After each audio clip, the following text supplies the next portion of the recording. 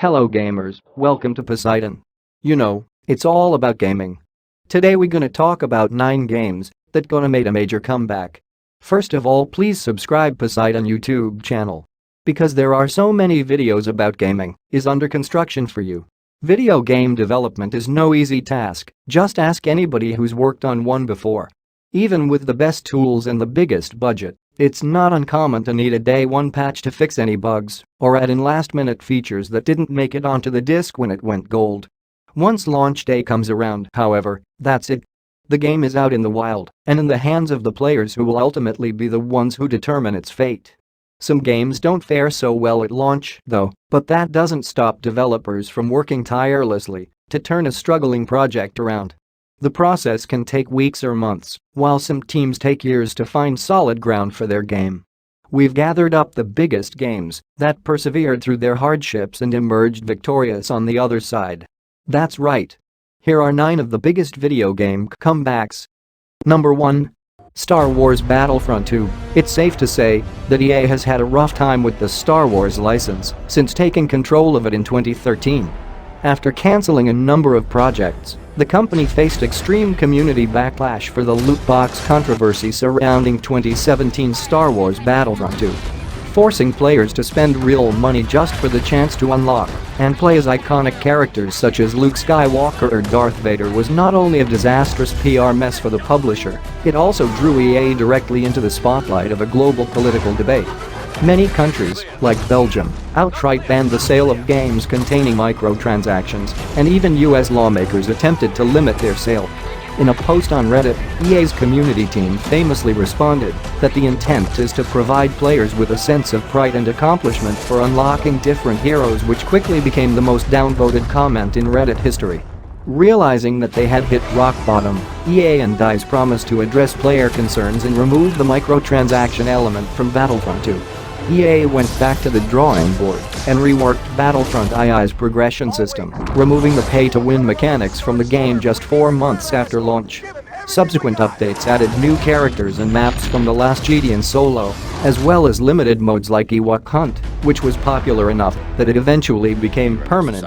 Prior to the release of The Rise of Skywalker, EA announced Battlefront 2's Celebration Edition, which included the base game and all cosmetic unlockables, as well as a free update that included characters and tie-ins to Episode 9. With this soft relaunch on top of nearly 2 years of free updates, players began making their way back to the blaster-scorched battlefields in droves, singing its praises all the way.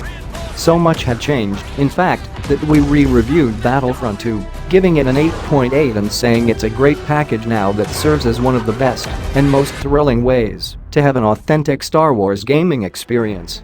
It may have spent some time on the dark side, but after its many trials. Number 2. No Man's Sky. No game has seen quite the redemption story as No Man's Sky. First revealed in 2013, the ambitious project from four-man studio Hello Games quickly garnered the attention of the gaming community with its promise of a procedurally generated, massive multiplayer experience. After multiple delays, it was finally released in August 2016, and players quickly realized it was not the game they were promised. Many fans took to Twitter and Reddit to voice their concerns, demanding refunds, even going so far as to send death threats to Hello Games founder Sean Murray. Demand and hype for No Man's Sky quickly died down, with the PC player base dropping more than 90% in 2 weeks after launch. It was also plagued with many issues post-launch, including game-breaking bugs. Murray and his team went silent for weeks, and many players felt that they had been scammed, even going so far as to have the studio investigated for fraud. 3 months after launch, Hello Games began patching the game and introducing new features and even story beats to the experience. After more than a year of incremental updates, Hello Games announced No Man's Sky Next, its first major update, as well as an Xbox One version. This relaunch, which also, finally, introduced multiplayer, brought many lapsed players back into the universe. The next update, No Man's Sky Beyond, added additional online functionality that Murray described as a radical new social and multiplayer experience, which expanded the multiplayer to allow for up to 32 players to group up and cooperate in large-scale community events that Murray has likened to Destiny. Additionally, Beyond added new alien races, new recipes to craft, and even the ability to tame and ride the diverse wildlife you encounter. Players began returning to No Man's Sky once more, with many jumping in for the first time, and over the past 9 months has seen more players consistently than ever before. A VR component was released for free, as well, with support for PSVR, Oculus, Vive, and Valve's Index. The team at Hello Games has promised to continue updating No Man's Sky at a regular cadence, with Murray stating that their long-term vision is to add to it until it becomes bigger and bigger. Number 3. Final Fantasy XIV: A Realm Reborn. The second MMO set in the Final Fantasy universe, 14 Franks originally released to a near universally negative critical and fan reception. It struggled during its first 2 years, with former Square Enix CEO Yoichi Wada apologizing to fans and admitting that the Final Fantasy brand has been greatly damaged by its poor state. He vowed that they would continue updates in hopes to revive the 14 Franks that should have been released. In 2012, Square Enix began work on a version 2.0 that would bring sweeping changes to the MMO.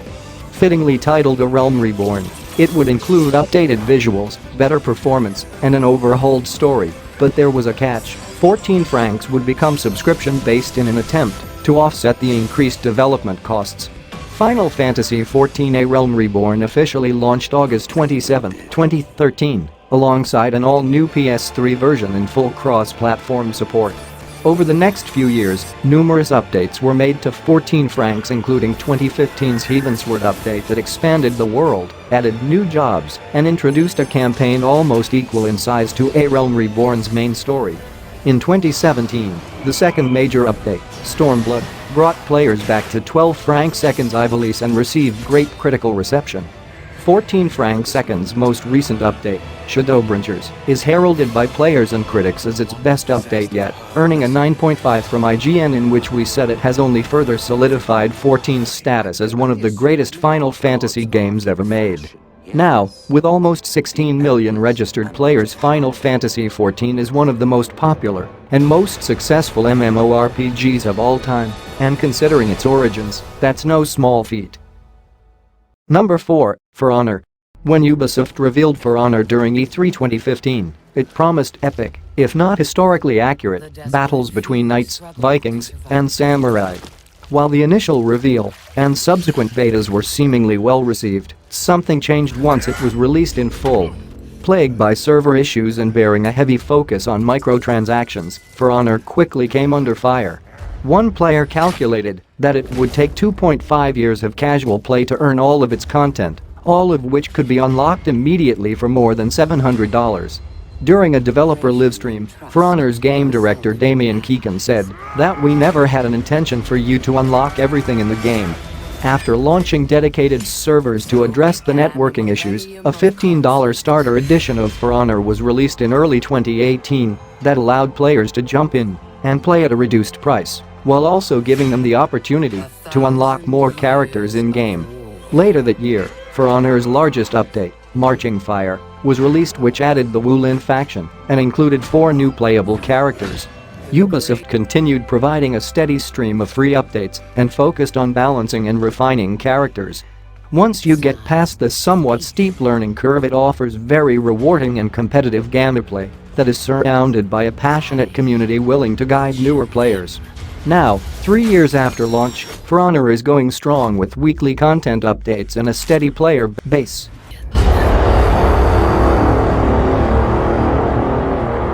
I bring war.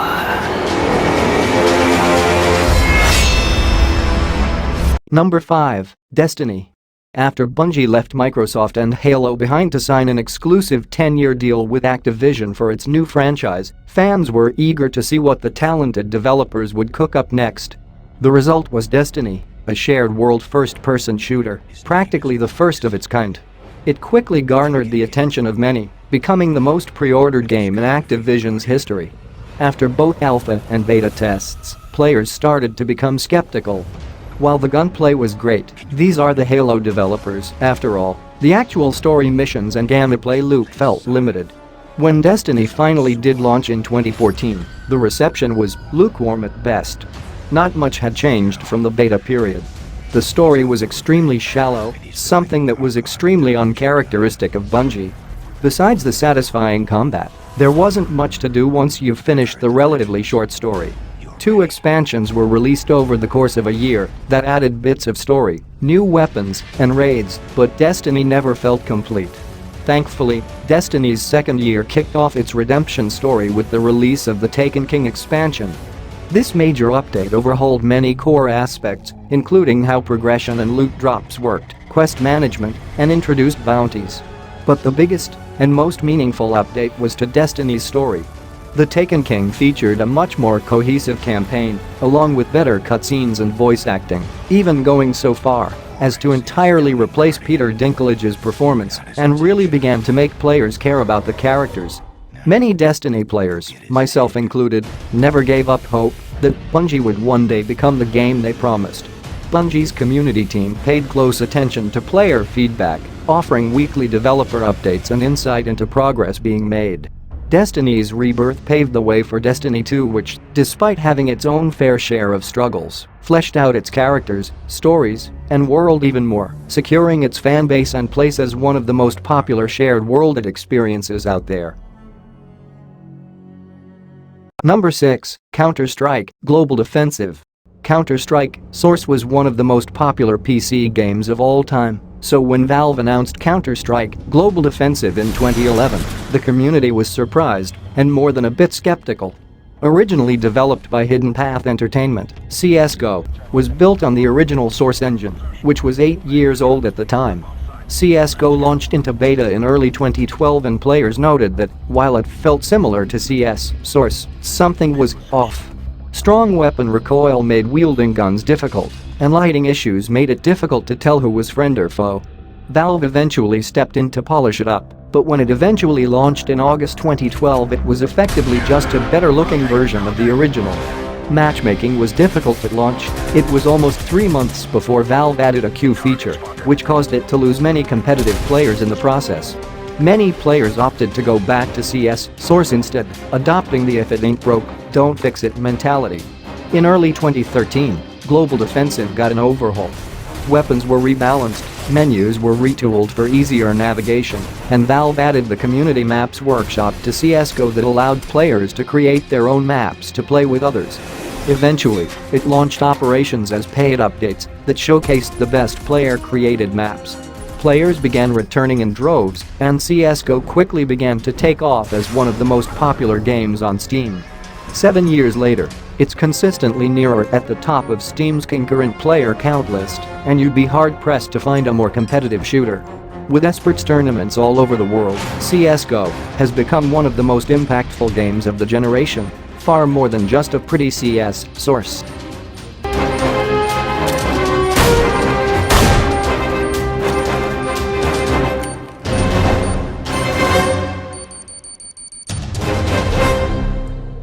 Number 7. GTA Online. On October 1, 2013, just two used GTA Online as a means to team up with friends and undergo intricate bank heists, while others prefer to drive around. Number 8. Diablo III. Diablo III was in development at Blizzard for almost a decade before it finally launched on May 15, 2012 to overwhelming demand.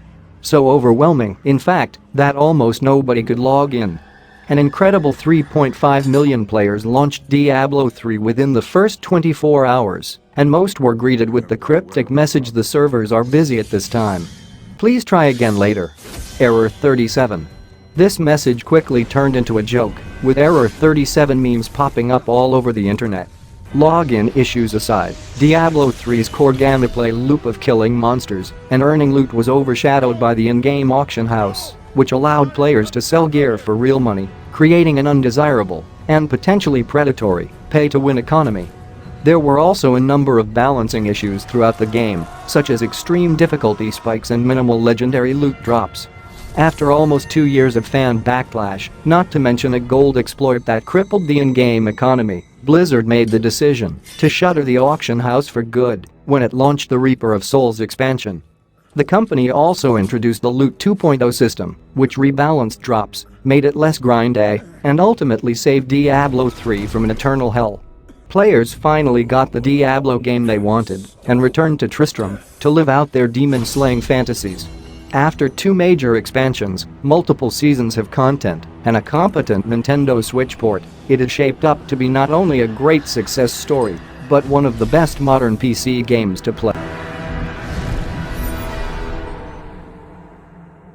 Number 9. Fortnite. It's hard to remember a time when Fortnite wasn't dominating the gaming landscape as one of the most popular and most profitable games around the world. However, that wasn't always the case. While its building system was unique, Fortnite's single-player tower defense gameplay was criticized for being lackluster and repetitive. Missions were far too long, and the progression system was a confusing mess, leaving many wondering if Epic Games would ever fix any of it.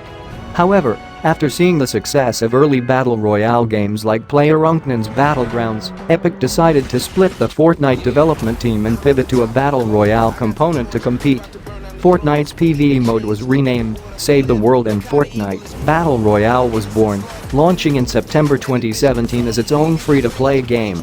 And the rest, as they say, is history. Fortnite Battle Royale has become a worldwide phenomenon, amassing over 250 million players and one of the largest active communities, and is consistently one of the most viewed games on Twitch.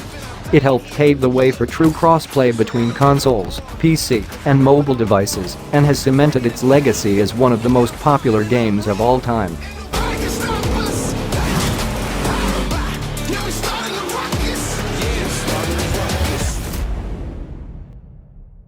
Okay guys.